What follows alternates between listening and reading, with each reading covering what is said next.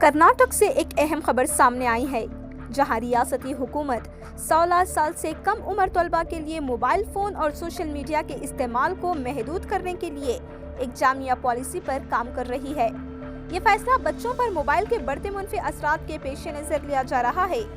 कानून साज काउंसिल में गुफ्तगू करते हुए प्राइमरी और सेकेंडरी तालीम के वजीर मधु बंगारप्पा ने बताया कि ये तजवीज़, जिसका ऐलान बजट में किया गया था, 16 साल से कम उम्र बच्चों के मोबाइल इस्तेमाल पर पाबंदियां आयद करने से मुताल्लिक़ है और ये मुल्क में अपनी नौइयत का पहला ख़त्म होगा। ये बयान इन्होंने MLCs प्रताप नायक और जावरेगौड़ा की जानिब से उठाए गए खदशात के जवाब में दिया, जिन्होंने तलबा में मोबाइल की लत के बढ़ते रुझान पर तशवीश जाहिर की। सवालिया वक्फे के दौरान वजीर ने इस बात को तस्लीम किया कि स्कूलों में मोबाइल फोन के इस्तेमाल पर पाबंदी के क़वानीन पहले से मौजूद हैं, लेकिन इन पर मुअस्सर तरीके से अमल नहीं हो रहा।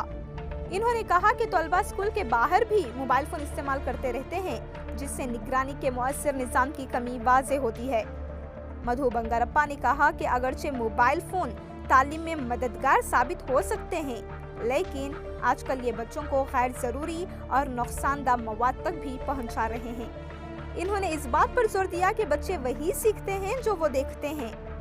हुकूमत इस मामले में IT महकमे के साथ मिलकर काम कर रही है, जिसने सोशल मीडिया के इस्तेमाल का जायजा लेने और हिफाजती इक़दाम तजवीज़ करने के लिए एक कमेटी कायम की है।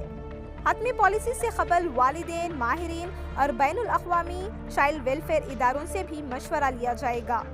वज़ीर ने कहा कि मौजूदा मसनूई ज़हानत के दौर में मोबाइल फ़ोन का मुकम्मल खातिमा मुमकिन नहीं, इसीलिए एक मुतवाज़िन पॉलिसी तैयार की जा रही है।